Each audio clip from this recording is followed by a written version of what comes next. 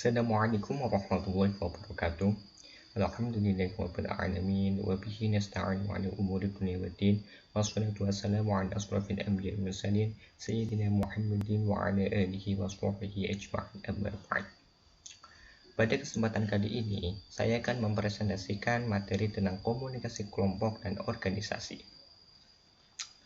Sebelum saya mempresentasikan materi ini, saya mengucapkan terima kasih kepada Bapak Dedi Riyadin selaku dosen ilmu komunikasi karena telah memberikan kesempatan untuk mempresentasikan materi komunikasi kelompok dan organisasi ini. Baik, pengertian kelompok. Menurut Joseph S. Rosen, suatu kelompok meliputi dua atau lebih manusia yang di antara mereka terdapat beberapa pola interaksi yang dapat dipahami oleh para anggotanya atau orang lain secara keseluruhan.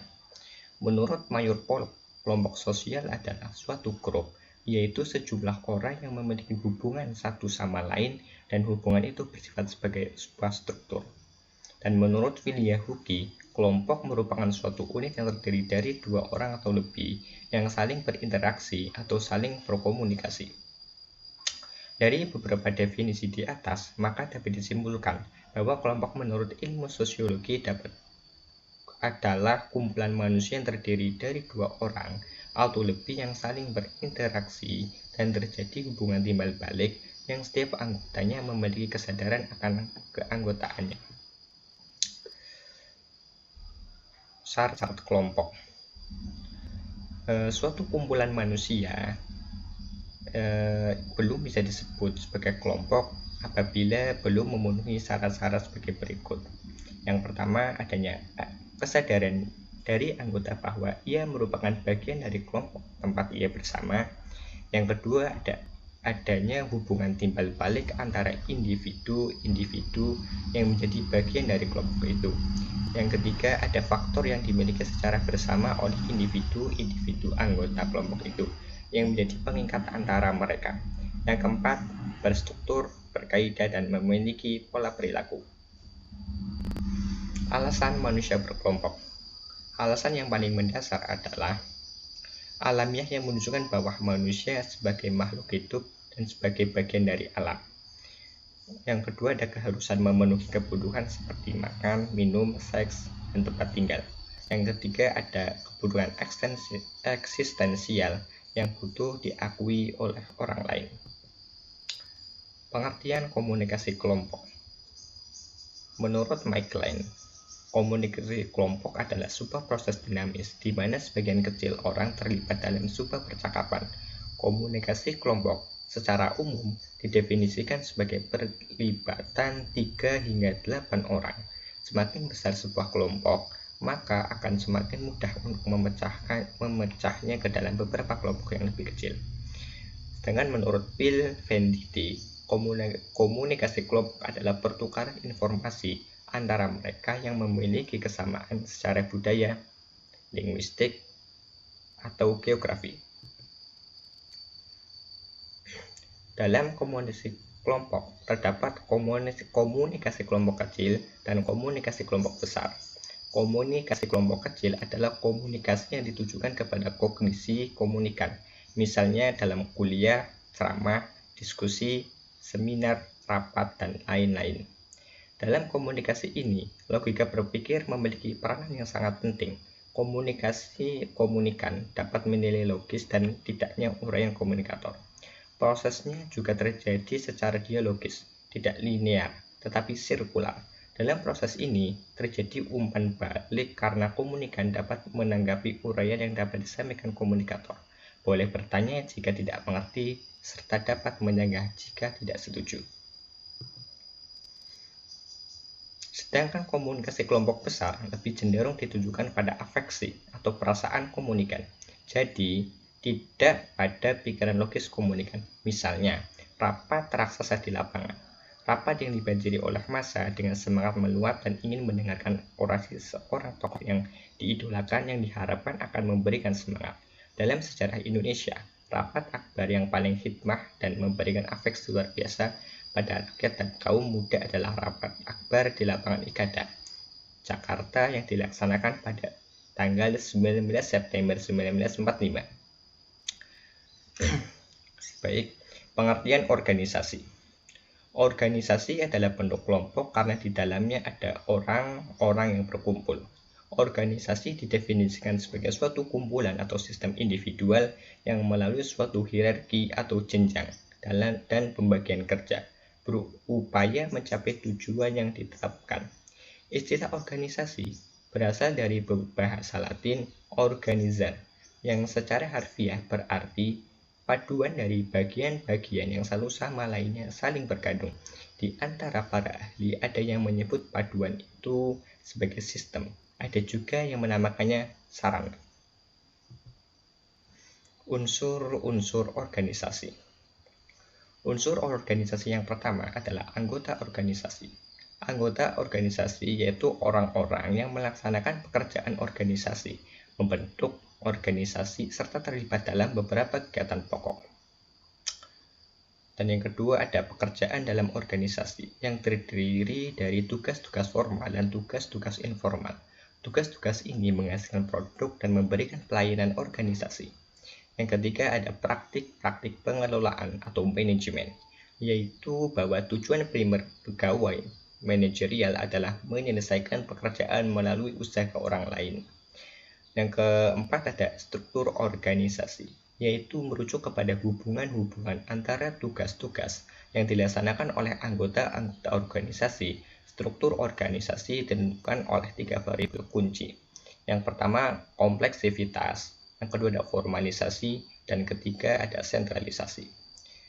Dan yang terakhir ada pedoman organisasi, yaitu serangkaian pernyataan yang mempengaruhi, mengendalikan, dan memberi arahan bagi anggota organisasi dalam mengambil keputusan dan tindakan.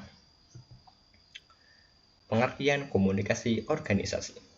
Komunikasi organisasi adalah pengiriman dan penerimaan berbagai pesan organisasi di dalam kelompok formal maupun informal dari suatu organisasi. Komunikasi formal adalah komunikasi yang disetujui oleh organisasi itu sendiri dan sifatnya berorientasi kepentingan organisasi. Isinya berupa cara kerja di dalam organisasi, misalnya memo, kebijakan pernyataan, jumpa pers, dan surat-surat resmi. Adapun komunikasi informal adalah komunikasi yang disetujui secara sosial. Orientasinya bukan kepada organisasinya, tetapi kepada anggotanya secara individual. Karakteristik komunikasi organisasi. Yang pertama, adanya suatu jenjang jabatan yang memungkinkan setiap individu dalam organisasi tersebut memiliki perbedaan posisi yang jelas, seperti adanya pimpinan dan karyawan. Yang kedua, adanya komunikasi dua arah atau komunikasi timbal balik atau arus komunikasi, yaitu yang memiliki fungsi membantu penyampaian informasi atau instruksi kerja. Yang ketiga, adanya suatu keinginan atau tujuan bersama yang ingin dicapai. Dan keempat, adanya pembagian kerja di mana setiap individu di dalam organisasi tersebut memiliki suatu bidang pekerjaan yang menjadi tanggung jawabnya. Proses komunikasi organisasi. Proses komunikasi dalam organisasi diawali dengan ideation, yaitu penciptaan suatu gagasan untuk dikomunikasikan. Jadi sebelum menyampaikan komunikasi atau pesan, komunikator harus menciptakan suatu gagasan atau ide yang akan diutarakan. Yang kedua ada encoding, yaitu sumber atau komunikator menerjemahkan gagasan dalam wujud kata-kata, tanda-tanda, atau lambang-lambang yang secara disengaja untuk menyampaikan pesan kepada komunikan dan diharapkan bisa menimbulkan efek. Dan yang ketiga ada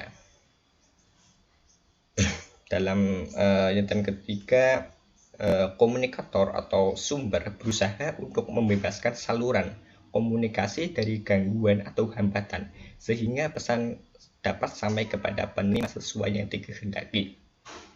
Misalnya seperti komunikator ingin menyampaikan pesan melalui tulisan kepada komunikan. Jadi Di situ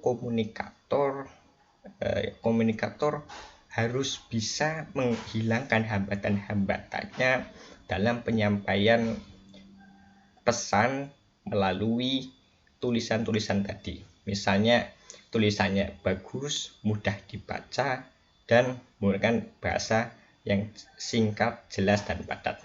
Dan yang terakhir ada decoding, yaitu komunikan memberikan penafsiran atau interpretasi terhadap pesan yang disampaikan. Yang terakhir, decoding ini juga merupakan respon terhadap komunikator. Fungsi komunikasi dalam organisasi. Fungsi komunikasi dalam organisasi memiliki 4 fungsi. Yang pertama ada fungsi informatif, yaitu merupakan sistem pemrosesan informasi tempat seluruh anggota dalam suatu organisasi berharap dapat memperoleh informasi yang lebih banyak, lebih baik, dan tepat waktu.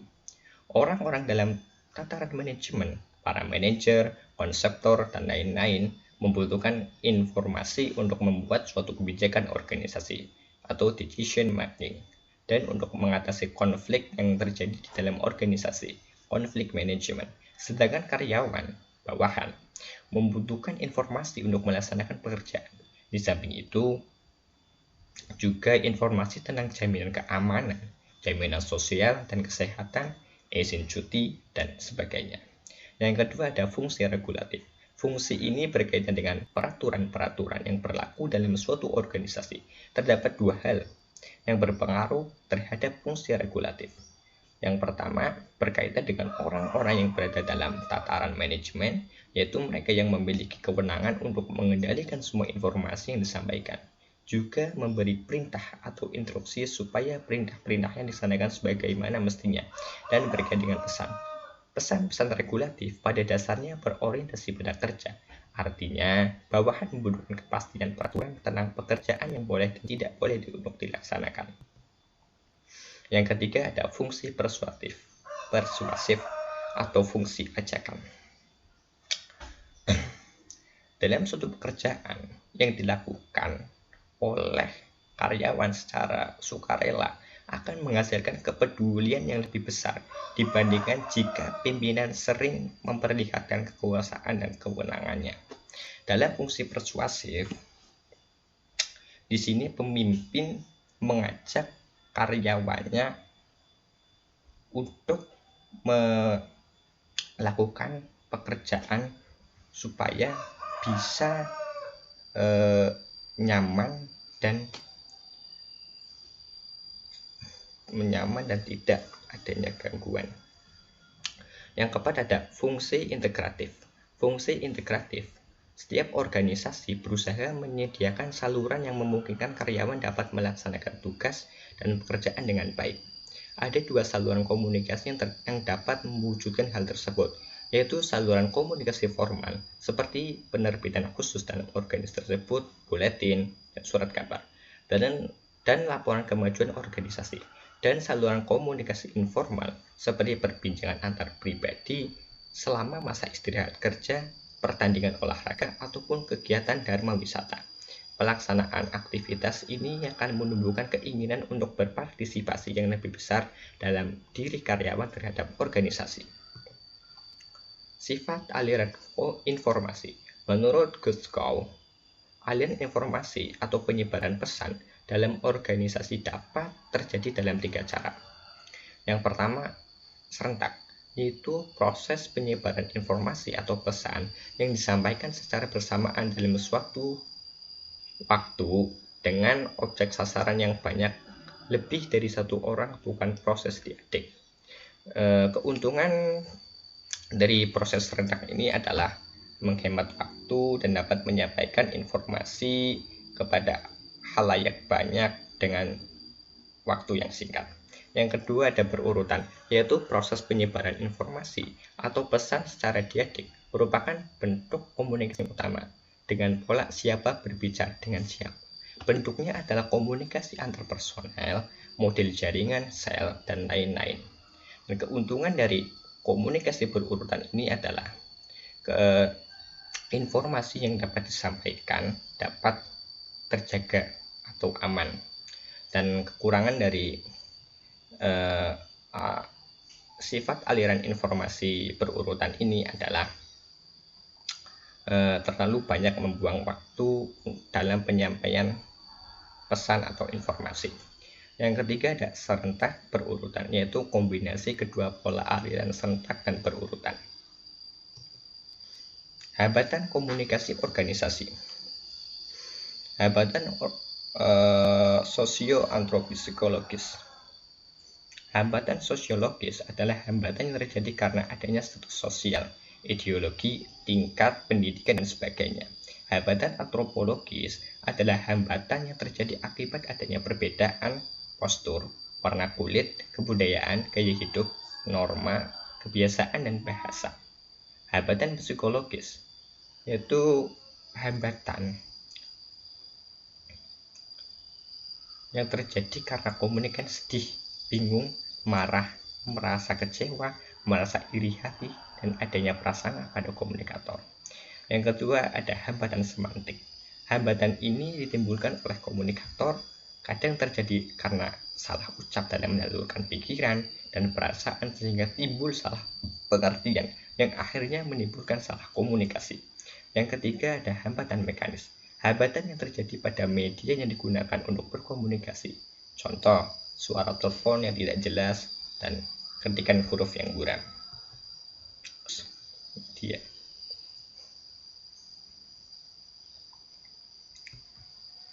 Demikian presentasi dari saya.